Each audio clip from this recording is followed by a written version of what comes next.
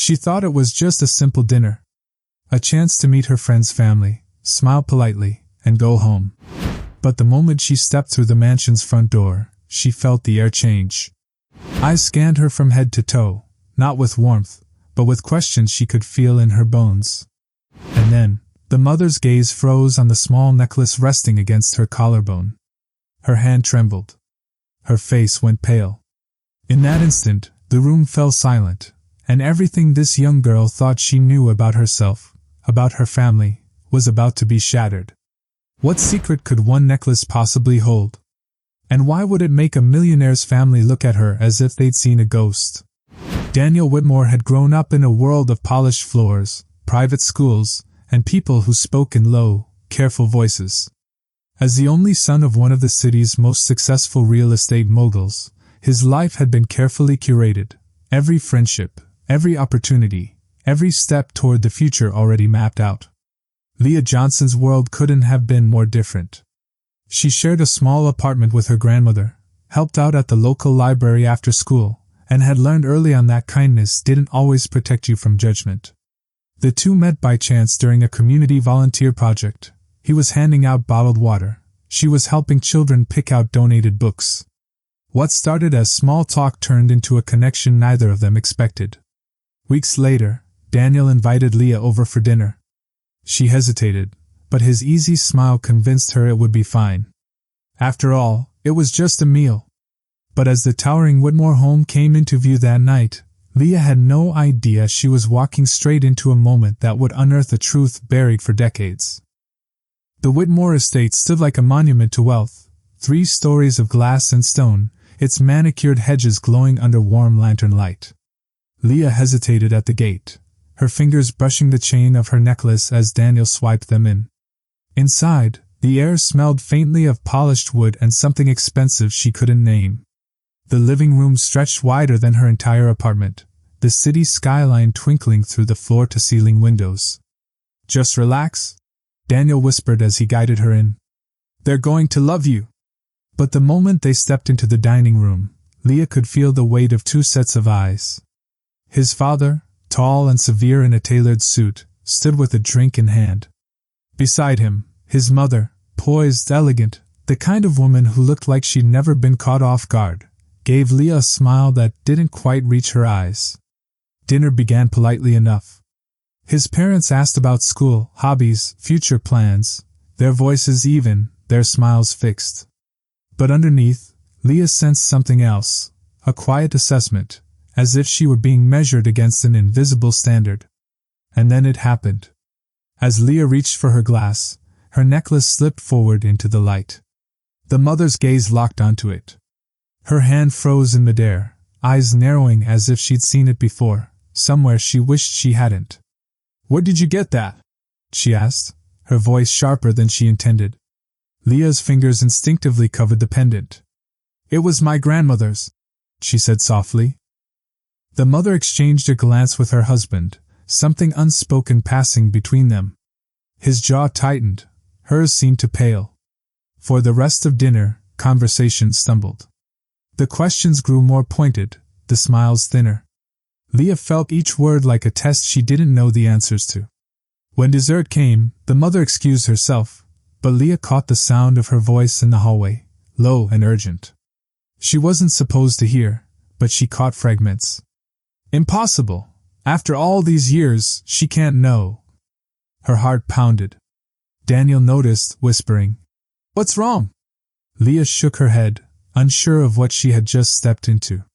But when the mother returned, her smile was gone, replaced by something colder. The warmth in the room had vanished. Leah had walked into that house as Daniel's guest, but now, she felt like an intruder in a story she didn't understand. What could be so dangerous about a necklace that it could change the way someone looked at her in an instant? Leah sat at the long mahogany table, her fork untouched. Across from her, the mother's eyes kept drifting to the necklace, her lips pressed into a thin line. The air was thick, not with conversation, but with something sharper, heavier. Finally, the father cleared his throat.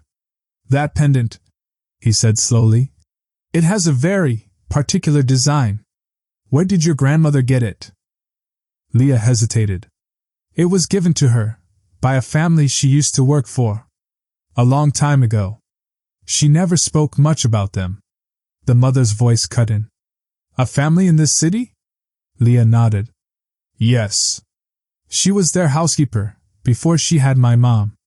Silence. Then the mother pushed her chair back so abruptly the legs scraped the polished floor. She stood, gripping the edge of the table. That necklace belonged to my mother. Leah blinked. What? She lost it the night our home was broken into. My parents accused the maid, a black woman, of stealing it. She was fired, her reputation ruined. We never saw her again. Daniel's brow furrowed. Wait, are you saying? The mother's voice shook, but not with sorrow. I'm saying your grandmother was that maid. And if that's true, then this girl is the granddaughter of a thief. Leah's stomach dropped. Heat rushed to her face, but it wasn't shame, it was anger.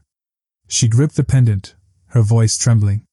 My grandmother didn't steal this. She told me it was a gift, given in gratitude.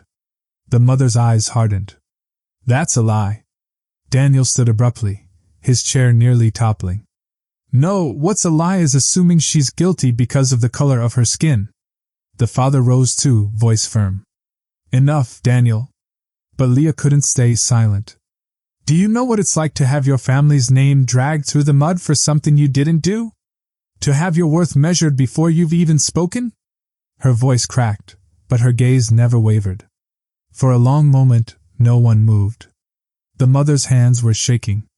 Daniel's were balled into fists. And then, Leah unfastened the necklace, placing it gently on the table between them. If this piece of metal means more to you than the truth, then keep it. She turned toward the door, the weight of generations pressing on her shoulders. Behind her, Daniel called out, but the mother's voice cut through, softer now, almost broken. Wait. Leah stopped at the doorway, her hand on the frame. She didn't turn around. The silence behind her was heavy, the kind that holds too many words unspoken. Then footsteps.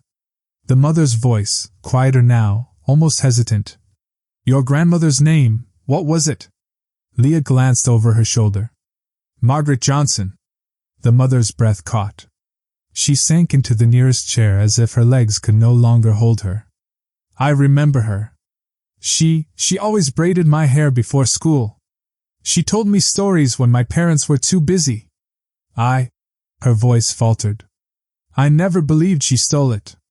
But I stayed silent when they accused her. I was a child, but I said nothing. Daniel stepped closer to Leah, his arm hovering near hers. So all these years you let the lie stand? Tears welled in the mother's eyes. I didn't think it would matter after she was gone. But I see now, it never stopped mattering. Leah's chest tightened. The anger was still there, but so was something else. The ache of knowing this truth had been buried, rotting in the shadows for decades. The mother pushed the necklace across the table. It was never mine to keep. And neither was the story they told about her. Leah didn't take it. Instead, she said softly, what matters now is what you do with the truth. No one spoke after that. The night ended without dessert, without smiles, without the easy warmth Daniel had promised. But as Leah stepped back into the cool air, she felt lighter. Not because the wound was healed, but because the truth had been dragged into the open. In the days that followed, the Whitmore family reached out to Leah's grandmother, now frail, but still sharp, to apologize. Some wounds couldn't be undone, but acknowledgement mattered. It always mattered. And maybe that's the heart of it. Racism doesn't just live in slurs or blatant acts of hate. It hides in silence, in the moments when people choose comfort over courage. It survives in the lies we let stand because they benefit us. Leah's grandmother had lived her whole life with a stain on her name that wasn't hers to carry. And all it took to lift it, decades too late, was one evening, one necklace, and the courage to confront the past. The question is, how many other stories, just like hers, are still waiting for someone to speak the truth?